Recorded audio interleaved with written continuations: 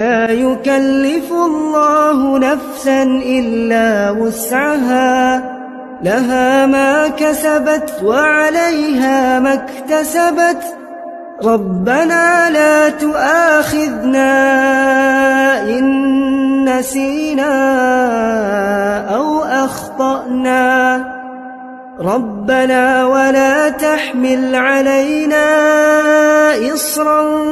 كما حملته على الذين من قبلنا ربنا ولا تحملنا ما لا طاقة لنا به واعف عنا واغفر لنا وارحمنا أنت مولانا فانصرنا على القوم الكافرين.